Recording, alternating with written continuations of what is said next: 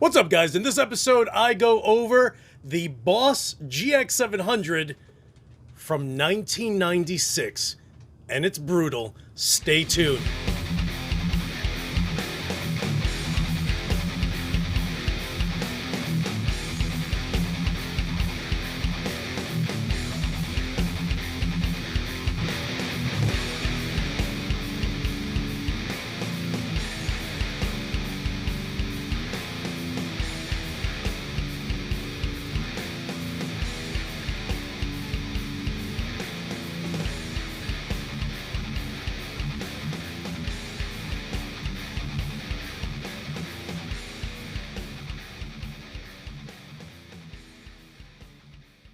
What is up, you guys? It's your boy Luis Torres, and you guys know me. Yo, if I can find some piece of gear that's fairly inexpensive, that is great for, of course, anything that involves the chugging, then I'm going to go ahead and not only order it, but I'm going to make a video with it and just let you guys know whether or not it's worth it. And for the most part, if I end up making a video with it, it's totally going to be worth it. So, yo, a bunch of guys from Scott Seville from Texas, who's the guitarist in Dead Horse, to Eric Calvert, the owner of Frost Giant.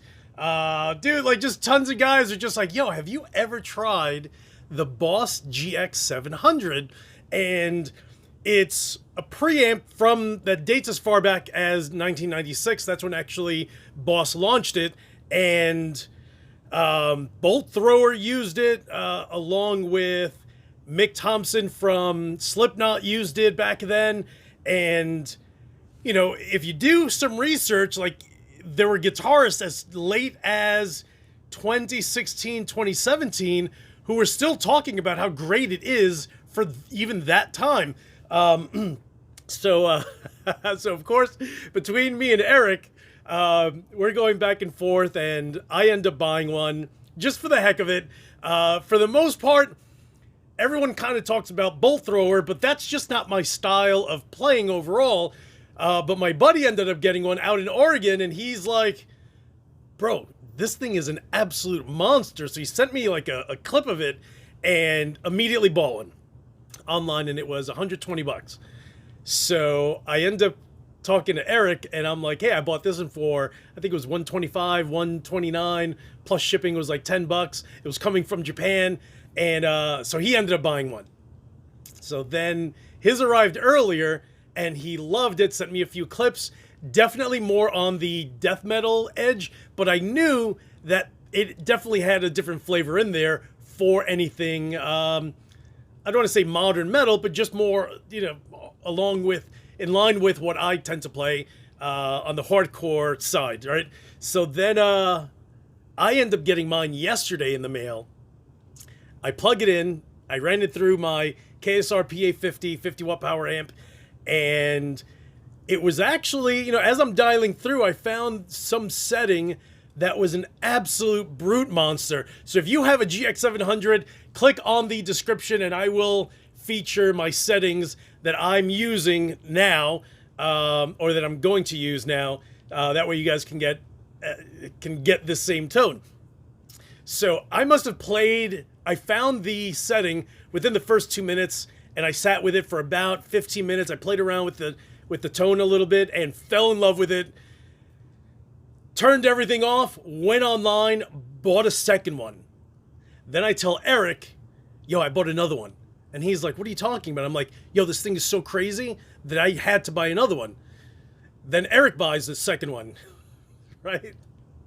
Then there's someone on Reverb that was selling theirs for like $110. And you can actually put in a better offer. And I offered him $75. And he accepted. So I now am getting 3 or 2 more, including the one that I have now. So I bought all of them. So between me and Eric, we bought 5. And I want to say within the last week, I have other friends that bought about another 5 or 6. So if you don't see them fairly inexpensive, in or around the $125 mark, it's because we bought them all. They're that great. So now they're kind of the ones that are still available are 180, 200 bucks. Yo, still worth it. Still absolutely worth it. So I'm going to be using one of my 1993 Jacksons. That's right. You heard it. Jackson. This is my dinky reverse. Thing is absolutely incredible. Built in Japan. Yo, top notch all day long. So I'm literally running guitar right into the Boss GX-700. That's running out to my KSR PA50. And that runs out to my Mesa 412 with Celestion V30s. So, like I usually like, I'll just run it straight and live. And then keep in mind that it's a multi-effects processor. So it has delay, it has reverb, it has chorus, flanger. What else does it have? Loop, chorus, modulate. It has wah, has compression, and cab sims. How sick is that? All right, so let me stop yapping. You guys can hear it.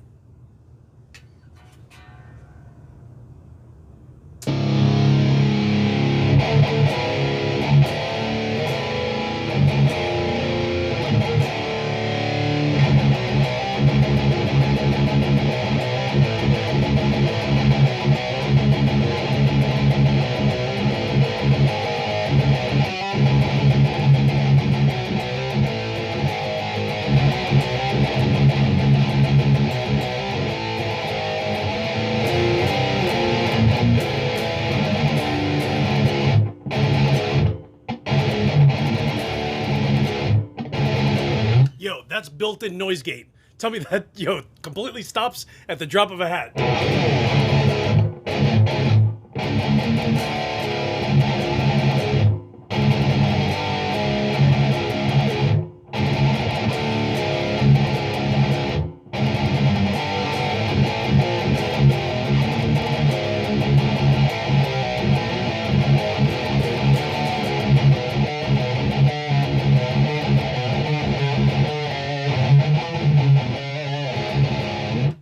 So I'm going to hit the delay. That way, you guys can mock me playing leads.